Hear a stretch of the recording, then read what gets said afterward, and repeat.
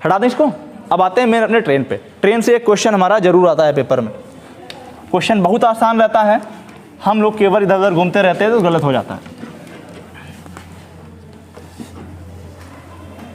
अब आते हैं मेन ट्रेन के कॉन्सेप्ट पे। तो हमारे पास पता है कि दूरी बराबर क्या होता है, डिस्टेंस बराबर स्पीड इनटू क्या, टाइम। अगर यहाँ से हम स्पीड का फार्मूला निकालें तो क्या हो जाएगा, डिस्टेंस अपॉन क्या, टाइम।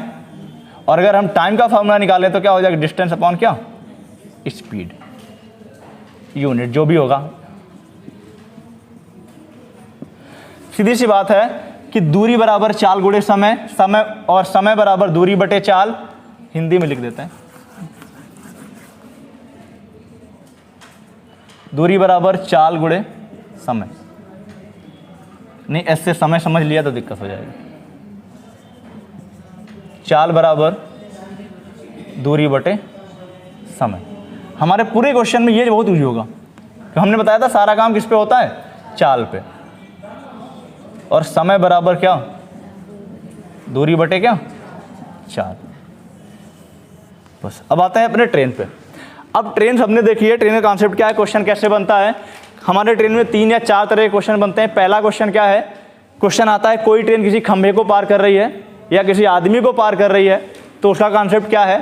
फिर दूसरा बनता है कोई ट्रेन किसी पुल को क्रॉस कर रही है या प्लेटफॉर्म को क्रॉस कर रही है, उसका क्वेश्चन कैसे बनता है। और तीसरा क्वेश्चन क्या बनता है कि कोई ट्रेन जब आपस में एक दोनों ट्रेनें आपस में एक दूसरे को क्रॉस करती हैं तो कैसा क्वेश्चन बनता है। हम आते हैं पहले क्वेश्चन पे। पहला टाइप हमारा क्या है, जब ट्रेन किसी व्यक्ति या पोल, पोल मतलब खंभा,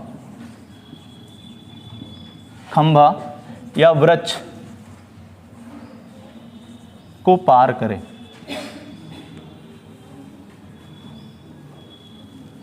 पार करे मतलब क्या है, जब ट्रेन किसी व्यक्ति को पार करती है, खंभे को पार करती है,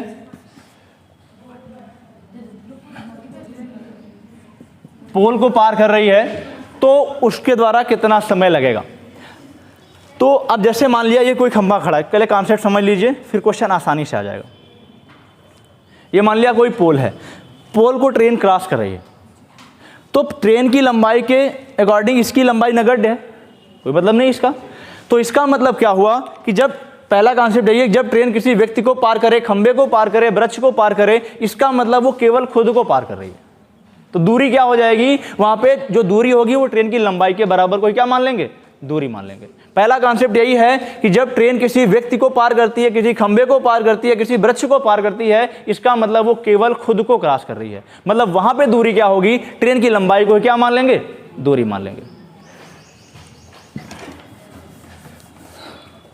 तो लिख लीजिए यहां पे, व्यक्ति को पार कर रही है, खंभे को पार कर रही है, वृक्ष को पार कर रही है, या फिर किसी और सिंगल चीज को पार कर रही है, तो इसका मतलब वो खुद को पार कर रही है। ये मान लिया कोई ट्रेन है, ऐसे कुछ होती है ट्रेन, पिचकारी नहीं है, ट्रेन है। यहां पे मान लिया कोई वृक्ष है या फिर कोई पोल है या फिर कोई आदमी खड़ा है, इसको पार करेगी। तो जो दूरी होगी, मान लिया एल लंबाई है ट्रेन की, तो दूरी क्या हो जाएगी, दूरी बराबर ट्रेन की लंबाई। दूरी बराबर ट्रेन की लंबाई। मान लिया कि एल लंबाई की ट्रेन है, इसकी चाल x किलोमीटर पर आवर है या x है, तो समय क्या हो जाएगा, समय बराबर क्या होता है, दूरी बटे चाल। तो हमने बताया दूरी क्या हो जाएगी, l हो जाएगी और चाल क्या है, x। तो ये हो जाएगा समय।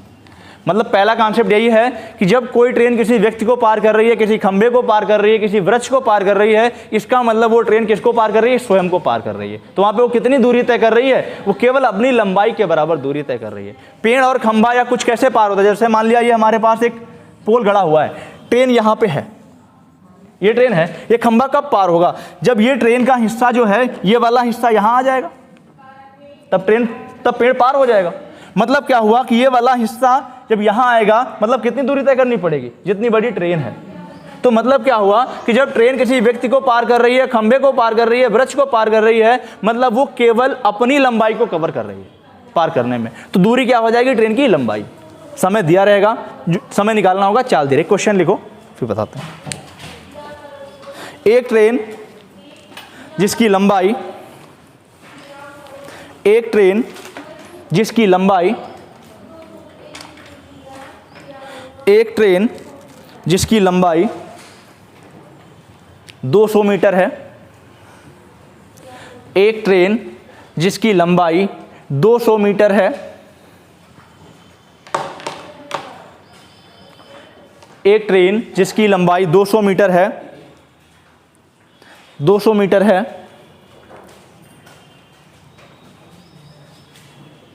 40 मीटर पर सेकंड की चाल से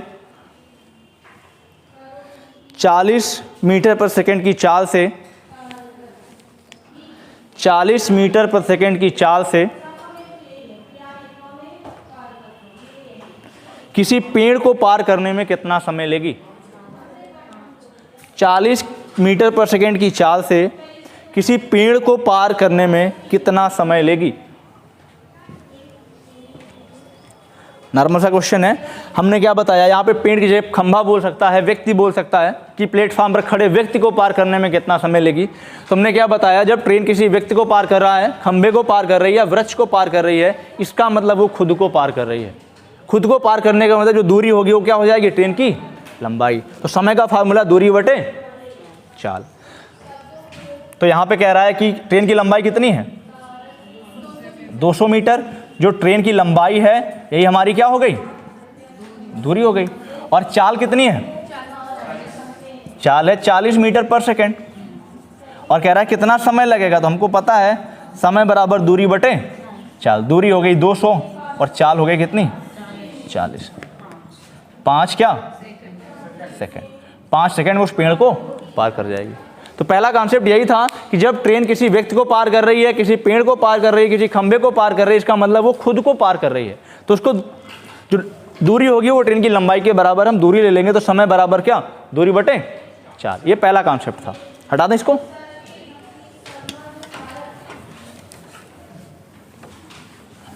जहां पे ना समझ में आए पूछ लेना।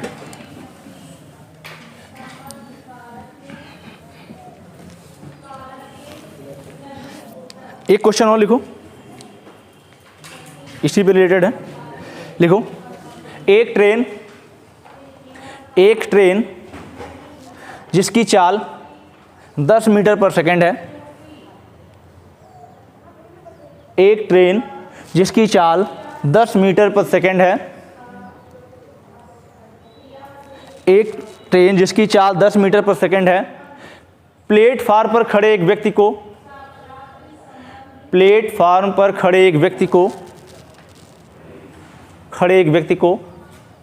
35 सेकंड में पार कर जाती है।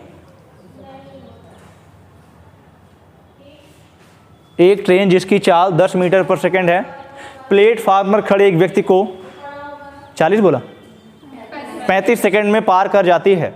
तो उस ट्रेन की लंबाई ज्ञात करो। तो हमने क्या बताया, ट्रेन की लंबाई क्या है? चली गई दूरी के बराबर होगा।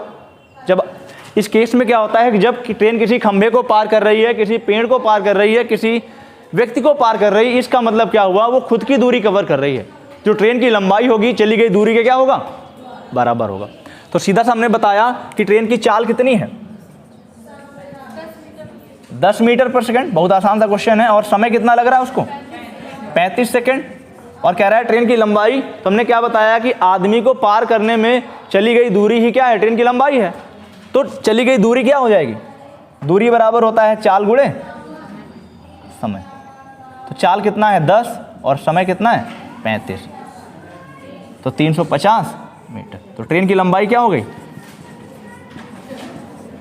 ऐसे क्वेश्चन नॉर्मल से आ जाते हैं तो उसमें हम कंफ्यूज रहते हैं, ट्रेन की लंबाई कैसे निकाल रहे हैं। यहाँ पे ट्रेन के बारे में कुछ नहीं दिया है। तो पहला कॉन्सेप्ट यही था कि जब कोई ट्रेन किसी व्यक्ति को पार कर रही है, किसी खंभे को पार कर रही है, किसी पेड़ को पार कर रही है, इसका मतलब वो खुद की दूरी को कवर कर रही है। इसका मतलब ट्रेन की लंबाई जो होगी चली गई दूरी के क्या होगा? बराबर होगा। ये पहला कॉन्सेप्ट हुआ। अब आते हैं दूसरे कॉन्सेप्ट।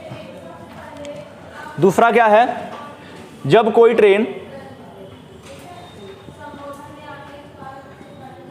ट्रेन किसी पुल, प्लेटफार्म किसी पुल को या किसी प्लेटफार्म को पार करे, जब कोई ट्रेन किसी पुल को पार कर रही है या प्लेटफार्म को पार कर रही है तो क्या है?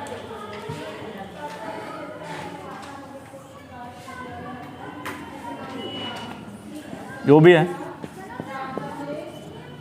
मान लिया ये ट्रेन है, इसकी लंबाई L है और इसकी चाल x किलोमीटर पर आवर या x जो भी है, x मीटर पर सेकेंड है, जो भी है, इसकी लंबाई L मीटर है, इसकी चाल x मीटर पर सेकेंड है। क्वेश्चन क्या कह रहा है? जब कोई ट्रेन किसी पुल प्लेटफार्म को पार करे, पुल को प्लेटफार्म कर रहा है या ओवरब्रिज को पार कर रही है या प्लेटफार्म को पार कर रही है तो क्या कॉन्सेप्ट है? मान लिया ये हमारे पास पुल है या प्लेटफार्म है, L1 लंबाई है, ये प्लेटफार्म है, इसकी लंबाई L2 है। अब यहाँ से आप कॉन्सेप्ट समझिए, कॉन्सेप्ट पूरा वही है, थोड़ा सा चेंज है। जैसे मान लिया ये ट्रेन है और ये हमारे पास ये प्लेटफार्म है। मान लिया ये ट्रेन है, इस प्लेटफार्म को पार करेगी। इस प्लेटफार्म को कब पार कर पाएगी, कितनी दूरी तय करके पार करेगी? अब देखो, पहली चीज़ तो ये ट्रेन यहाँ पे है, तो जब ये ट्रेन का ये वाला हिस्सा यहाँ पे आएगा, मतलब ट्रेन कुछ ऐसे होगी, तो इसने इतनी दूरी कवर कर ली। फिर जब ये वाला हिस्सा यहाँ पे होगा तब इसने पुल को क्रॉस कर दिया, मतलब कि यहाँ से यहाँ तक आने में उसने कितनी दूरी तय कर दी? प्लेटफार्म की लंबाई और अपनी लंबाई। मतलब उसने पुल को पार करने में या प्लेटफार्म को पार करने में केवल प्लेटफार्म को नहीं क्रॉस किया, उसने पहले खुद को क्रॉस किया, फिर प्लेटफार्म को क्रॉस किया, तब उसने पूरे प्लेटफार्म को क्या किया? पार किया। तो यही कॉन्सेप्ट यहाँ पे है कि जब कोई ट्रेन किसी पुल को पार करेगी या प्लेटफार्म को पार करेगी तो पहले तो अपनी दूरी कवर करेगी, फिर जब इसको भी क्रॉस करके यहाँ पे ट्रेन पहुँच जाएगी तब ये माना जाएगा कि ट्रेन ने प्लेटफार्म को क्या कर दिया? क्रॉस कर दिया। तो पहले ये ट्रेन यहाँ से यहाँ पहुँची, फिर ये वाला हिस्सा यहाँ से यहाँ पहुँचा, मतलब यहाँ से यहाँ पहुँचने में उसने कितनी दूरी तय की? L1, और यहाँ से यहाँ पहुँचने में उसने कितनी दूरी तय की? L2। मतलब कुल दूरी उसने कितनी तय की?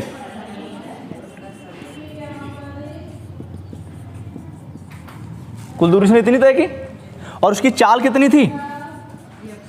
ट्रेन की चाल, प्लेटफार्म तो अपना कांस्टेंट है, उसकी कोई चाल नहीं है, ट्रेन की चाल कितनी थी? x थी। अब समय क्या हो जाएगा? दूरी बटे क्या? चाल। अब दूरी हमारे पास क्या हो गई? L1 प्लस L2 बटे क्या? x।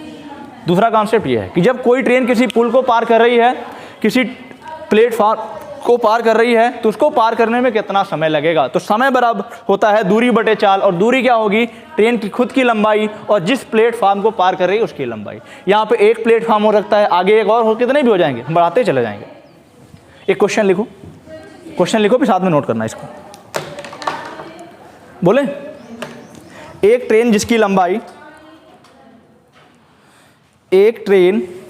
जिसकी लंबाई 200 मीटर है,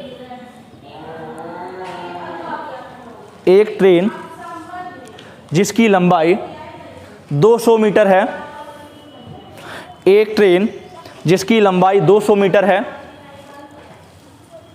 200 मीटर है, अपनी लंबाई के 2 गुने लंबे प्लेटफार्म को पार करने में कितना समय लेगी? अपनी लंबाई के 2 गुने प्लेटफार्म को पार करने में कितना समय लेगी? कितना समय लेगी यदि उसकी चाल 50 मीटर प्रति सेकंड है? एक ट्रेन जिसकी लंबाई 100 मीटर, बोला 200 मीटर, 200 मीटर ना, 200 मीटर है, अपने से 2 गुने लंबे प्लेटफार्म को पार करने में कितना समय लेगी यदि उसकी चाल 50 मीटर प्रति सेकंड है? कर लो, फिर बताते हैं। कॉन्सेप्ट यही है।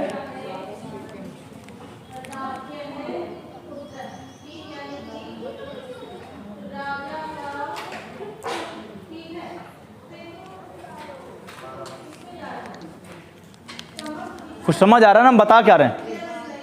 अगर कॉन्सेप्ट समझ में आ रहा है तो आप क्वेश्चन आसानी से कर पाओगे, कॉन्सेप्ट नहीं समझ में आएगा तो नहीं कर पाओगे।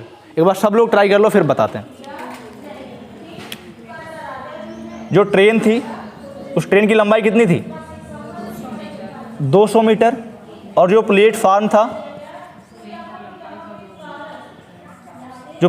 हमने क्या बताया कि अपनी लंबाई के 2 गुने लंबे प्लेटफार्म। तो 2 गुने मतलब कितना? जो प्लेटफॉर्म की लंबाई वो कितनी 400 मीटर, और चाल कितनी दी हुई है 50 मीटर पर सेकंड।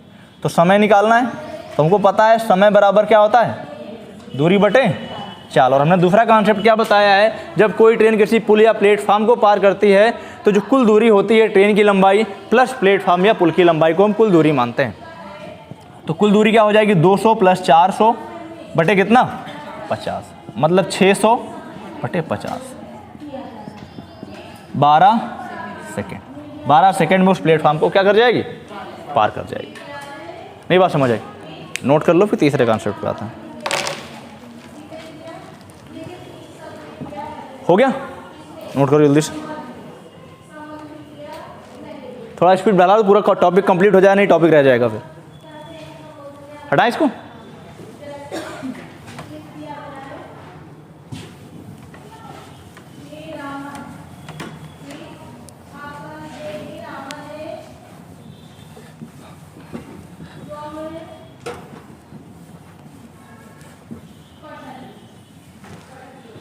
अब एक तीसरा कॉन्सेप्ट, अब यहाँ थोड़ा सा है आसान है लेकिन थोड़ा सा कॉम्प्लिकेटेड बनेगा। तीसरा कॉन्सेप्ट क्या है, जब एक ट्रेन दूसरी ट्रेन को पार करे, जब एक ट्रेन दूसरी ट्रेन को पार करती, दूसरी ट्रेन को पार करे, कॉन्सेप्ट सब यही है, पार करे। अब यहाँ पे क्या है, जब एक ट्रेन दूसरी ट्रेन को पार करे, इसका मतलब कि अब यहाँ पे चालें आ जाएंगी दो, क्योंकि जब दो ट्रेनें हो गई, दोनों ट्रेनों की अलग अलग चाल होगी। जब दोनों ट्रेनें की अलग अलग चाल होगी तो किस कॉन्सेप्ट का प्रयोग करेंगे, सापेक्ष चाल। अभी हमने पढ़ा है कि सापेक्ष चाल क्या होता है, जो दूरियों के बीच का अंतर होता है वही क्या होता है सापेक्ष चाल। जब दोनों सेम डायरेक्शन में जा रही होती हैं तो अंतर होता है, अपोजिट डायरेक्शन में जा रही होती है तो क्या होता है योग होता है। तो जैसे मान लिया एक ट्रेन ये है और एक ट्रेन ये है, यहाँ से कॉन्सेप्ट समझ लो। ये हमारे पास मान लिया पहली ट्रेन है और ये हमारे पास दूसरी ट्रेन है। इसमें दो कॉन्सेप्ट, एक क्वेश्चन के दो कॉन्सेप्ट बनते हैं। मान लिया इस ट्रेन की लंबाई L1 है और इसकी चाल x है, ये दूसरी ट्रेन की लंबाई L2 है और इसकी चाल क्या है y है। तो पहला कॉन्सेप्ट क्या है कि जब दोनों एक ही दिशा में जाएंगे तो एक ट्रेन दूसरी ट्रेन को पार करेगी, इसका कॉन्सेप्ट क्या है। जैसे मान लिया एक ट्रेन ये है और एक ट्रेन ये है, मान लिया कि कौन सी ट्रेन किसको पार करेगी, जिसका चाल ज़्यादा होगी वो ट्रेन कम वाले को पार करेगी। तो कम वाले को पार करने का मतलब क्या होगा कि पहले, जैसे मान लिया कहीं, अब जरूरत है नहीं पैरेलल चल रही है, मान लिया एक पीछे है एक आगे, तभी पार करने का कॉन्सेप्ट लगेगा। तो जैसे मान लिया कि ये ट्रेन यहाँ पे है, इसको पार करना चाह रही है, तो पहले तो अपनी स्पीड बढ़ा के ये वाला पोजीशन यहाँ पे लाएगी, मतलब पहले अपनी दूरी उसने कवर कर ली, फिर इसको पार करने के लिए इसको पार करके जब यहाँ पे वो पहुँच के चलने लगेगी तो हम ये कहेंगे कि इसने इस ट्रेन को क्या कर लिया पार कर लिया। इसका मतलब उसने पार करने के लिए पहले अपनी लंबाई कवर की, फिर दूसरी ट्रेन की लंबाई कवर की, तब उसने उसना पार कर लिया। तो एक ट्रेन दूसरी ट्रेन को पार करने में कितनी दूरी तय करेगी, अपनी लंबाई प्लस दूसरी ट्रेन की लंबाई। तो दूरी क्या हो जाएगी, दूरी हो जाएगी L1 प्लस क्या L2। अब बात आती है चाल की। अब देखो दोनों एक ही दिशा में जा रही हैं, दो चाल है, तो सापेक्ष चाल क्या हो जाएगी, दोनों अंतर हो जाएगा तो सापेक्ष चाल हो जाएगी क्या x माइनस y। बस कॉन्सेप्ट वही है। तो अब समय बराबर क्या दूरी बटे चाल।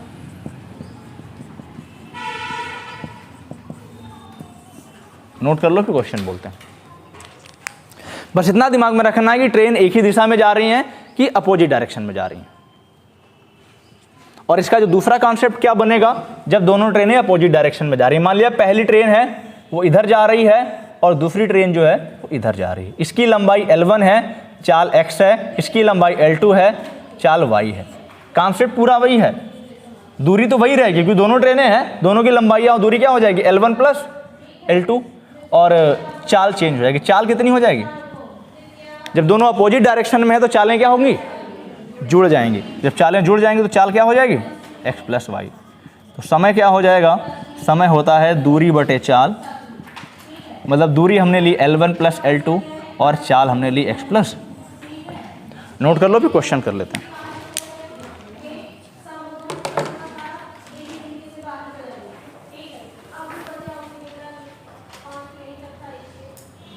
तो जहाँ पे नहीं समझ आ रहा है पूछ लो।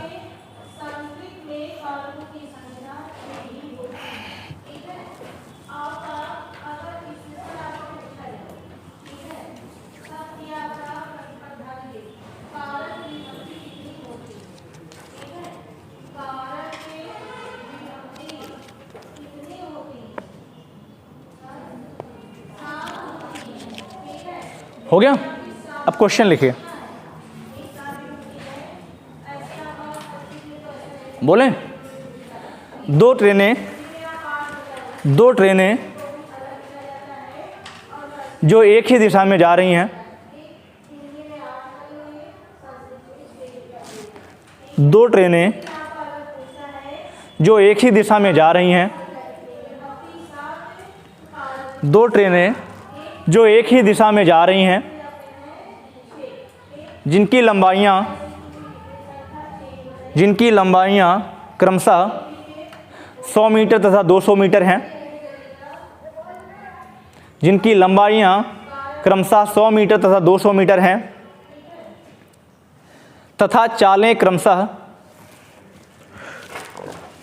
दो ट्रेनें जो कि एक ही दिशा में जा रही हैं, जिनकी लंबाइयाँ क्रमशः 100 मीटर तथा 200 मीटर हैं, तथा जिनकी चालें क्रमशः, कुछ बोला कि नहीं बोला अभी, तथा जिनकी चालें क्रमशः 35 मीटर पर सेकंड तथा 15 मीटर पर सेकंड हैं, तथा जिनकी चालें क्रमशः 35 मीटर पर सेकंड तथा 15 मीटर पर सेकंड हैं, 15 मीटर पर सेकंड हैं, एक दूसरे को पार करने में कितना समय लेंगी?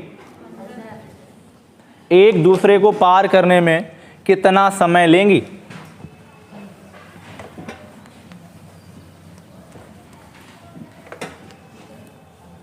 कॉन्सेप्ट वही है, क्वेश्चन देखने में बड़ा लग रहा होगा, कॉन्सेप्ट एकदम छोटा सा है, क्वेश्चन भी आसान है। पहली ट्रेन की लंबाई उसने दे दी कितनी? 100 मीटर, और दूसरी ट्रेन की लंबाई उसने दे दी कितनी? 200 मीटर, और उसने पहली ट्रेन की चाल दे दी उसने कितनी? मान लिया पहली चाल हो गई S1 फर्स्ट ट्रेन, 35 मीटर पर सेकेंड दे दिया, और दूसरी कितनी दे दी? दूसरे की दे दी 15 मीटर पर सेकेंड, और उसने एक कंडीशन रखी कि दोनों ट्रेनें क्या हैं? एक ही दिशा में जा रही हैं। तो समय बराबर हमको पता है, समय बराबर क्या होता है? दूरी बटे चाल। और हमने बता रखा है, अभी भी बताया है कि जब दोनों ट्रेनें एक दूसरे को पार कर रही हैं तो दूरी क्या हो जाएगी? दोनों ट्रेनों की लंबाइयाँ। कोई भी अगर ट्रेनें एक दूसरे को पार कर रही हैं, प्लेटफॉर्म को पार कर रही हैं, पुल को पार कर रही हैं, तो ट्रेन की लंबाई प्लस पुल की लंबाई या दोनों ट्रेनों की लंबाई आपस में जुड़ जाएगी। तो दूरी कितनी हो जाएगी? 100 प्लस क्या? 200। और अब चाल की बात आई, हमने क्या बताया? जब दोनों एक ही दिशा में जा रहे हैं तो सापेक्ष चाल क्या होगी? घटेगी, अंतर हो जाएगा। तो 35 माइनस क्या? 15। तो यहाँ पे कितना हो गया? 300, और ये कितना हो गया? 20। तो कितना आ गया? 15 सेकंड। नहीं समझ में आई बात? नोट करो, फिर अगला क्वेश्चन लिखो।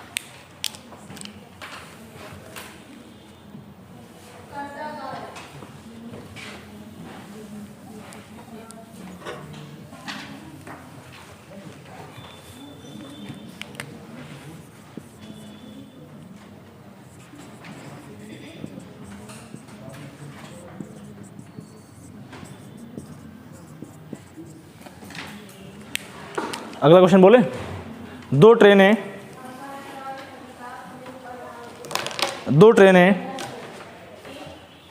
जो कि एक दूसरे के विपरीत दिशा में गति कर रही हैं, दो ट्रेनें जो कि एक दूसरे के विपरीत दिशा में गति कर रही हैं,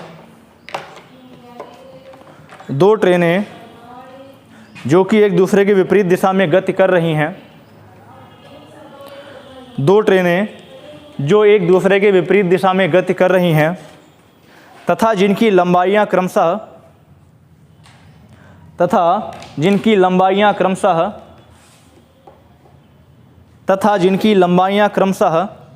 400 मीटर तथा 200 मीटर हैं, 400 मीटर तथा 200 मीटर हैं, तथा चालें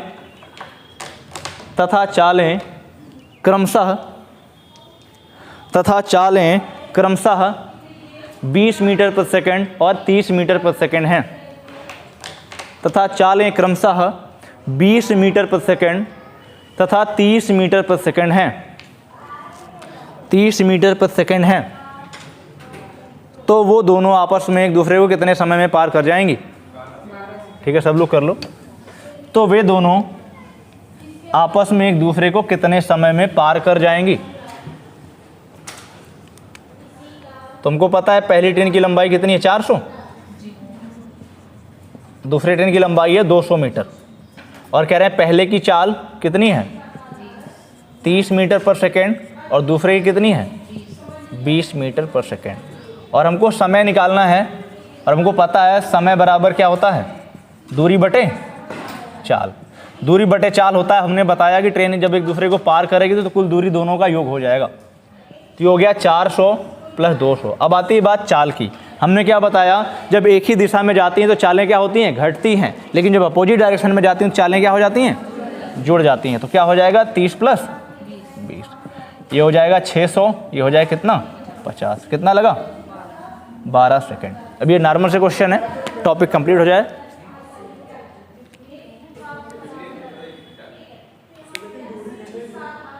दूरी क्यों घटेगी, कहाँ ट्रेन लंबाई घटे ट्रेन? अब ऐसा तो है नहीं कि ट्रेन छोटी हो जाएगी एक दूसरे को देख के, ट्रेन तो वही रहेगी ना कहीं भी जाए। भाई जैसे देखो क्या है, जैसे मान लिया एक ट्रेन इधर से है, एक ट्रेन देख लीजिए कोई दिक्कत नहीं, एक ट्रेन इधर से है, ये अगर इसको क्रॉस करेगी तो पहले ये वाला हिस्सा कहाँ आएगा यहाँ आएगा, तो इसने कितनी दूरी तय की अपनी दूरी तय कर ली उसने।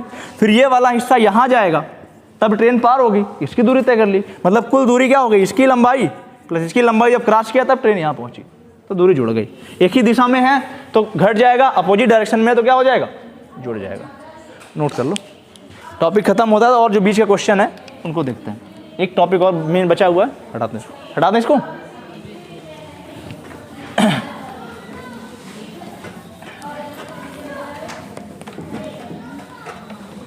अब एक है जो काफ़ी इंपॉर्टेंट है, इसमें हम सभी गलती करते हैं, हम कंफ्यूज हो जाते हैं, उसकी बात देख लेते हैं। ध्यान से देखिएगा, ध्यान से लिखिएगा। इसमें क्या है, जब एक ट्रेन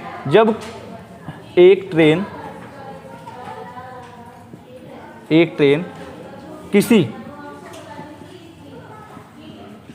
दूसरी ट्रेन में बैठे व्यक्ति को पार करे,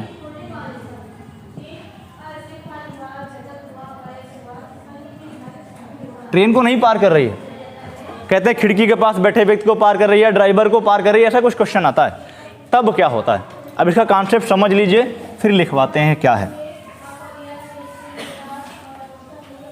पहले समझ लीजिए फिर बाद में लिखिए। जैसे मान लिया एक ट्रेन ये है और एक, इसमें भी दो कॉन्सेप्ट बनते हैं, वो कॉन्सेप्ट पता है, सीधे जाए एक दिशा में जाएंगे तो घटेंगी, अपोजिट में जुड़ जाएंगी।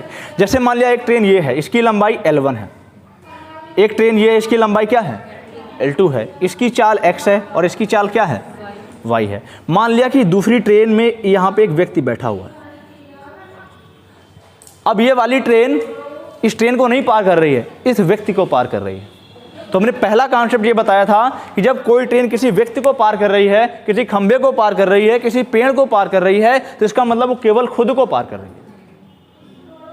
तो यहाँ पे जब भी ऐसा क्वेश्चन कभी भी आता है, क्योंकि ट्रेनें दोनों चल रही हैं, जब भी ऐसा क्वेश्चन आता है कि एक ट्रेन है जो कि दूसरे ट्रेन में खिड़की के पास बैठे व्यक्ति को पार करने में कितना समय लेगी, तो क्या होता है कि जिस ट्रेन में व्यक्ति बैठा है उस ट्रेन की लंबाई को नहीं लेते हैं और जो ट्रेन पार कर रही है उसकी लंबाई को दूरी मान लेते हैं, क्योंकि हमने बताया है कि जब कोई ट्रेन किसी व्यक्ति को पार कर रही है मतलब खुद की लंबाई को पार कर रही है।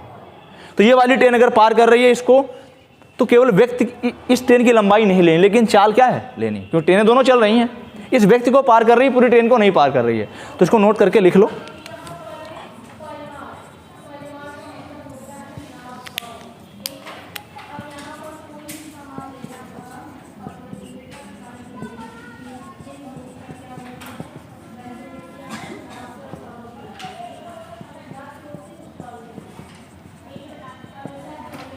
जब कोई ट्रेन किसी दूसरी ट्रेन में बैठे किसी व्यक्ति को पार कर रही है,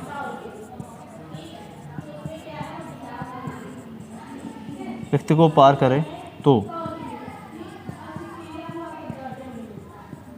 जिस ट्रेन में व्यक्ति बैठा है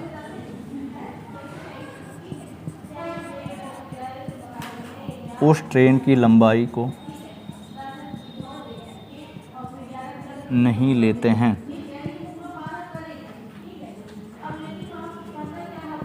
केवल जो ट्रेन पार कर रही होती है उसकी लंबाई को ही दूरी मान लेते हैं।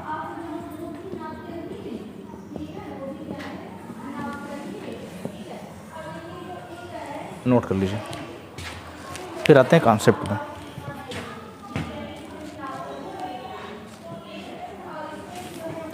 जब कोई ट्रेन किसी दूसरी ट्रेन में बैठे किसी व्यक्ति को पार करे तो जिस ट्रेन में व्यक्ति बैठा है उस ट्रेन की लंबाई को नहीं लेते हैं, केवल जो ट्रेन पार कर रही होती है उसकी लंबाई को ही दूरी मान लेते हैं।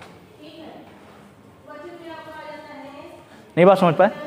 अब जैसे मान लिया कि ये लंबाई, इस ट्रेन की लंबाई L1 है, इस ट्रेन की लंबाई L2 है और दूसरी ट्रेन में व्यक्ति बैठा हुआ है, तो क्या है, पार करने में समय कितना लगेगा। तो यहाँ पे कुल दूरी क्या हो जाएगी और चाल क्या हो जाएगी। अब यहाँ पे कुल दूरी क्या हो जाएगी, केवल L1 L2 को नहीं लेंगे। क्यों नहीं लेंगे? क्योंकि दूसरी ट्रेन में क्या है, व्यक्ति बैठा हुआ है। तो जिस ट्रेन में व्यक्ति बैठा हुआ है उसकी लंबाई को नहीं लेते हैं, तो यहाँ पे दूरी हो जाएगी L1 और चाल क्या हो जाएगी, दोनों एक ही दिशा में है, माइनस। तो समय बराबर क्या हो जाएगा, दूरी बटे चाल। तो दूरी कितनी है L1 और चाल हो गई क्या, x माइनस। नहीं बात समझे? इस ट्रेन पे बैठा होगा तो क्या ले लेंगे, यहाँ पे L2 ले लेंगे। जिस ट्रेन पे बैठा है उसको नहीं काउंट करेंगे, जिस पे नहीं बैठा है, जो पार कर रही है उसकी लंबाई को हम काउंट कर लेंगे। क्योंकि पहले कॉन्सेप्ट में पढ़ चुके हैं, जब कोई ट्रेन किसी व्यक्ति को पार करती है, पेड़ को पार करती है, खंबे को पार करती है, इसका मतलब वो केवल खुद को पार करती है, खुद की लंबाई को कवर करती है। और यही अगर हमारा अपोजिट डायरेक्शन का बन जाएगा तो कोई दिक्कत नहीं है। जैसे मान लीजिए इधर जा रही है, ये इधर जा रही है, ये L1 है, ये L2 है। अब कि इसमें आदमी बैठा हुआ है और इसकी चाल x है, इसकी चाल y है, तो इसका समय क्या हो जाएगा, इसका समय हो जाएगा दूरी बटे क्या, चाल। तो अब की आदमी किस में बैठा है, पहली ट्रेन में बैठा हुआ है, तो इसको नहीं लेंगे। अब की क्या लेंगे, दूरी क्या हो जाएगी, L2 हो जाएगी और चाल दोनों अपोजिट डायरेक्शन में, तो क्या हो जाएगी, x प्लस 1। नहीं बात समझ पाए? नोट कर लो, घर पे एक बार फिर से रिवीजन कर लोगे तो समझ आ जाएगा। क्योंकि इसमें आधा दिमाग लिखने में काम कर रहा है, आधा दिमाग समझ रहा है। नोट कर लो।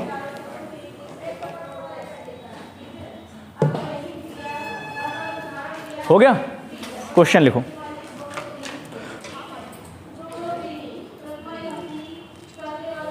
एक ट्रेन जिसकी लंबाई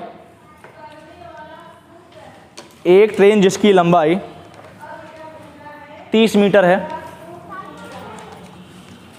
एक ट्रेन जिसकी लंबाई 30 मीटर है तथा चाल 5 मीटर प्रति सेकंड है। एक ट्रेन जिसकी लंबाई 30 मीटर है तथा चाल 5 मीटर प्रति सेकंड है, तथा चाल 5 मीटर प्रति सेकंड है, जबकि एक दूसरी ट्रेन जिसमें एक व्यक्ति बैठा हुआ है,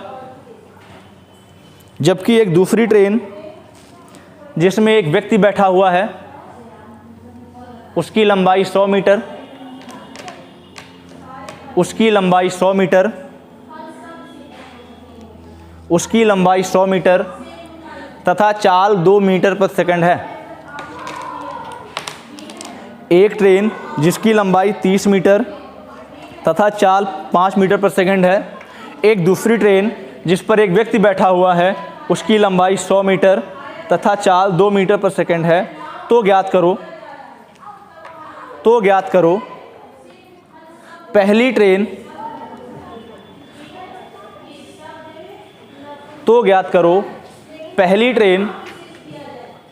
दूसरी ट्रेन में बैठे व्यक्ति को, तो ज्ञात करो पहली ट्रेन दूसरी ट्रेन में बैठे व्यक्ति को कितने समय में पार करेगी यदि दोनों ट्रेनें एक ही दिशा में जा रही हों। तो ज्ञात करो पहली ट्रेन दूसरी ट्रेन में बैठे व्यक्ति को कितने समय में पार करेगी यदि दोनों एक ही दिशा में जा रही हों। कर लो सर, जल्दी से भी बात करते ख़त्म करते हैं इसको।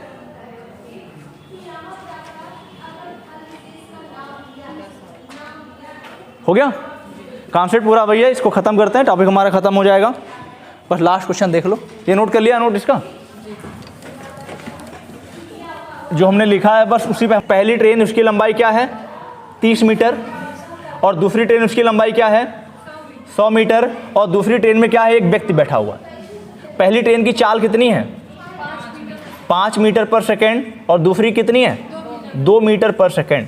और क्वेश्चन क्या कह रहा है कि जो ट्रेन है वो दूसरी ट्रेन में बैठे व्यक्ति को कितने समय में पार करेगी। तो हमने पहले कॉन्सेप्ट में बताया है कि जो व्यक्ति को पार करने का मतलब खुद की लंबाई को कवर कर रही है।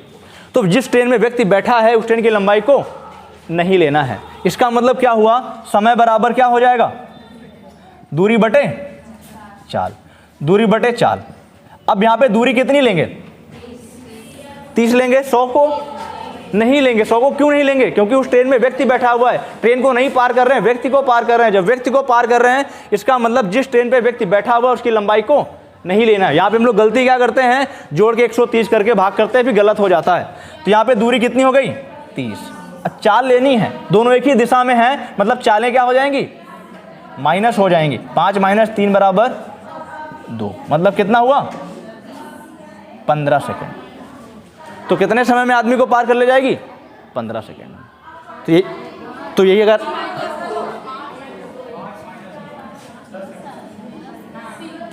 चलो कोई दिक्कत नहीं 10 सेकेंड, तो 5 - 2 10 सेकेंड, 10 सेकेंड में पार कर गई। अभी अपोजिट डायरेक्शन का होता तो यहाँ पे जुड़ जाता। तो ये हमारा पूरा ट्रेन का कॉन्सेप्ट है। इससे आगे का कोई क्वेश्चन आपके पेपर में नहीं है। अगर आप कॉन्सेप्ट आपके दिमाग में अच्छे से हैं तो कोई भी क्वेश्चन बनता है हम आसानी से कर ले जाएंगे। हमने पहला चीज़ पढ़ा, आपको चाल पे देखना है। फिर हमने जो 3 कॉन्सेप्ट पढ़े, दूरी स्थिर होने पे, चाल स्थिर होने पे, समय स्थिर होने पे, वो तीनों कॉन्सेप्ट देखने हैं। फिर हमने ट्रेन के 3 कॉन्सेप्ट पढ़े और ये चौथा पढ़ा हमने जब व्यक्ति को पार करे। तो इतने में सारे क्वेश्चन हो जाएंगे।